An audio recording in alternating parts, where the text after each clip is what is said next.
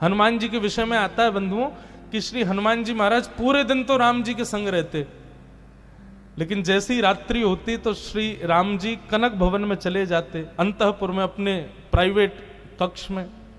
तो हनुमान जी संग संग जाते, तो जैसे ही राम जी कक्ष में प्रवेश कर रहे होते तो सखियां रोक देती, बोले हनुमान जी इससे भीतर नहीं, आपकी सेवा बाहर बाहर की, यहाँ की नहीं है। अब सुबह तक प्रतीक्षा करो, रात भर तो श्री राघव जी जानकी जी के संग रहेंगे और 2-4 सखियों को सेवा करने का अधिकार है, पुरुष का तो प्रवेश वर्ज्य है भीतर। हनुमान जी बोले हम तो बानर हैं, पुरुष भी नहीं है, हमको जान दो। गोपियां बोली नहीं, बाहर रहो।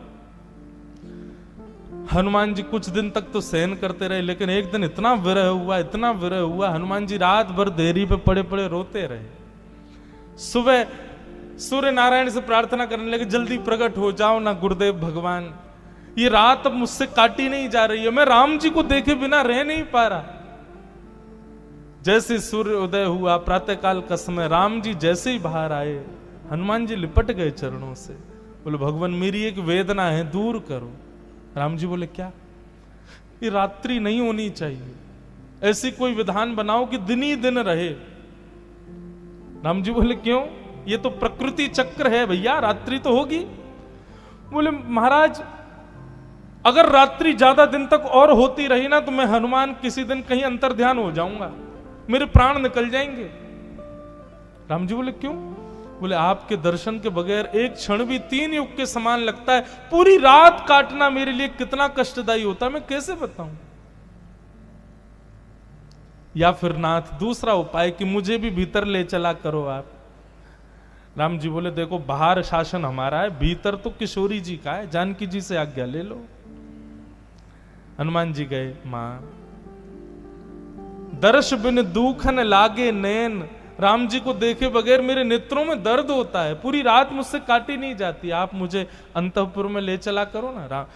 किशोरी जी बोली कैसी बात कर रहे हो, अंतःपुर में कैसे आ जाओगे, वहां तो केवल हम और राघव जी और सखियां ही रह सकती हैं।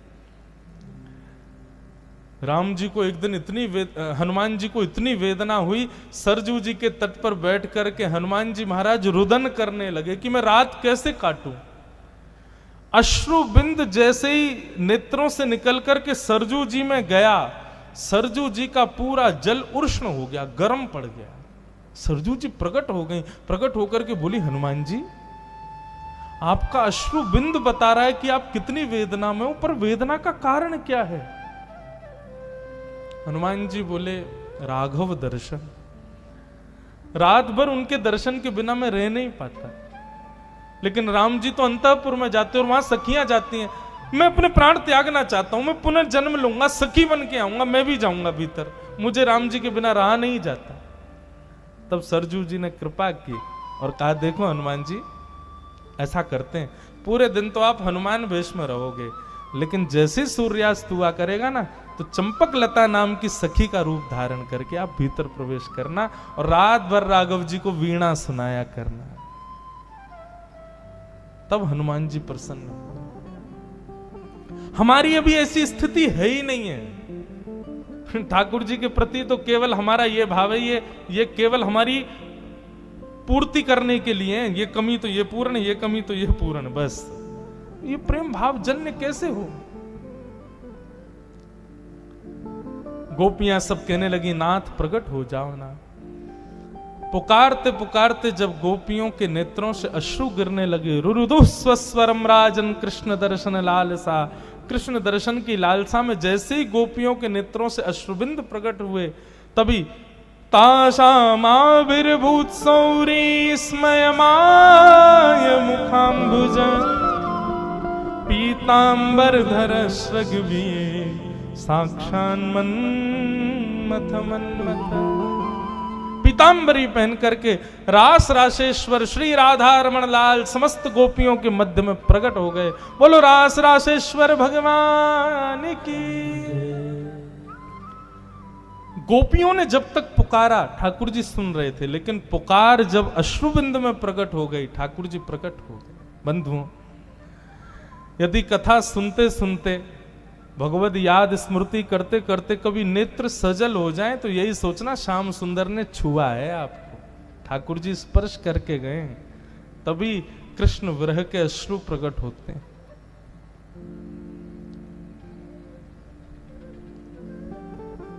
गोपियों के अश्रु जैसे ही आए, रुरुदु स्वस्वरम राजन, ठाकुर जी प्रकट हो गए। कृष्ण विरह में अश्रु प्रकट हो जाए तो समझना ठाकुर जी प्रकट हो ही गए हृदय में। अब ठाकुर जी संग ही हैं। ठाकुर जी प्रकट हो गए, सब गोपियों ने ठाकुर जी को पकड़ लिया, बोले कहीं दोबारा नहीं भाग जाएं। भगवान बोले अरे अरे अरे ऐसे मत करो, हम तो बस परीक्षण कर रहे थे, आपको देख रहे थे, हम कुछ खाने गए थे। गोपियों बोली क्या खाने गए थे? बोले आप सबको जो अभिमान हो गया था ना, उसको नष्ट करने गए थे। आपको रूप का अभिमान, अपनी योग्यताओं का अभिमान हो गया था, अब आप सब अभिमान रहित हो गई हो। इसका परिणाम क्या है कि अभिमान रहित है। अभिमान रहित व्यक्ति कभी रो नहीं सकता, अभिमान युक्त व्यक्ति रो नहीं सकता। अभिमान रहित व्यक्ति के ही नेत्रों में से आंसू आते हैं। और एक और बात, संसार के लिए नहीं, भक्ति प्राप्ति, भगवत प्राप्ति में यदि किसी के नेत्र सजल हो रहे हैं तो निश्चित है कि वो अभिमान रहित है। गोपियों के नेत्रों के अश्रु प्रमाण दे रहे हैं कि वो अभिमान रहित हो चुकी हैं। ठाकुर जी बोले अब हम रास नहीं, अब हम महारास करेंगे।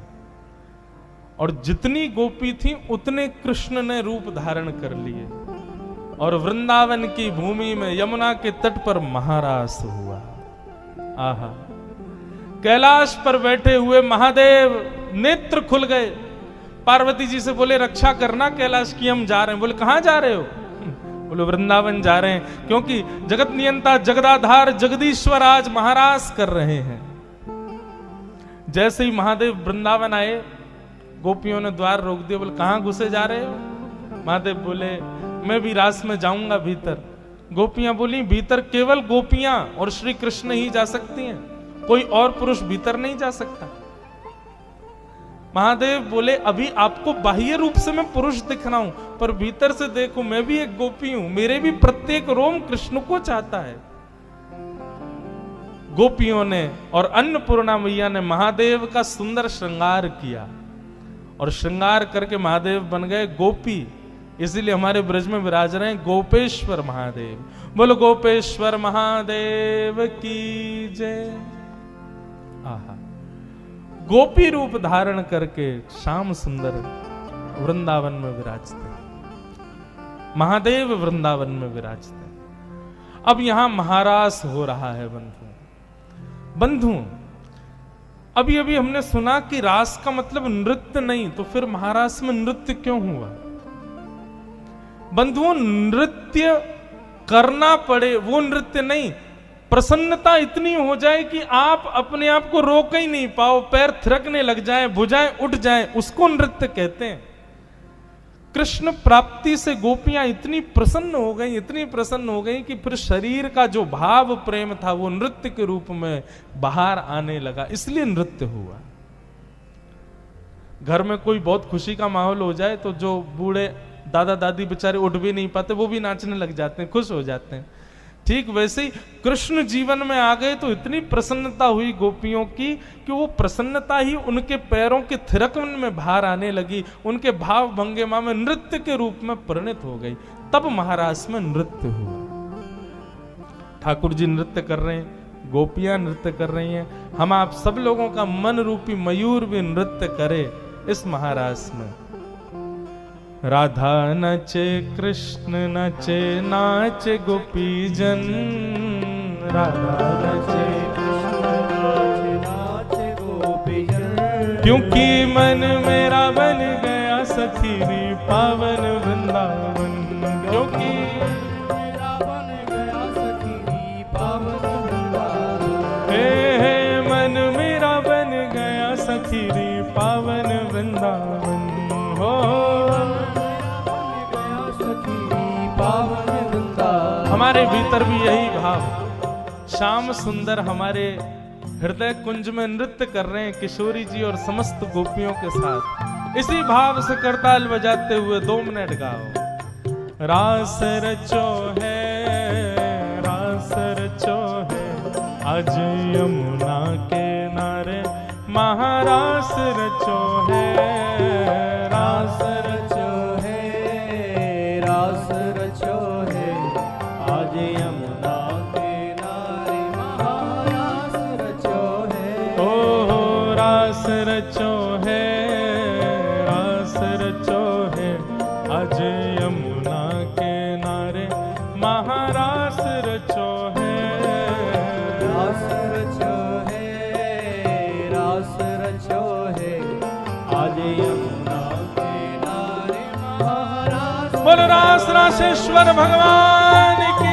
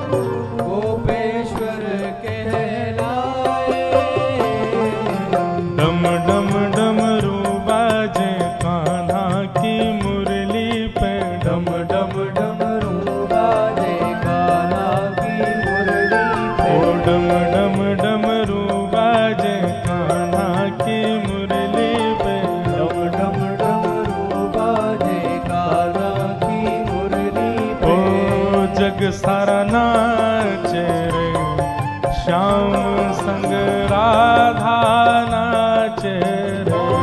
श्याम संग राधा नाचे ओ श्याम संग राधा नाचे रे। ओ श्याम संग राधा नाचे राधा नाचे कृष्ण नाचे गोपी जन। राधा नाचे कृष्ण नाचे नाचे गोपी जन। क्योंकि मन मेरा बन गया सखी रे पावन वृंदावन। क्योंकि मन मेरा बन गया सखी रे पावन वृंदावन। ओ मन मेरा बन गया सखी रे पावन वृंदावन। मन मेरा बन गया सखी रे पावन वृंदावन। ब्रह्मा भी नाचे शंकर नाचे नाच देवगण। ब्रह्मा भी नाचे शंकर नाचे नाच देवगण। ब्रह्मा भी नाचे शंकर नाचे नाच देवगण। ब्रह्मा भी नाचे शंकर नाचे नाच देवगण। सूरज भी नाचे चंदा नाचे नाच तारागण।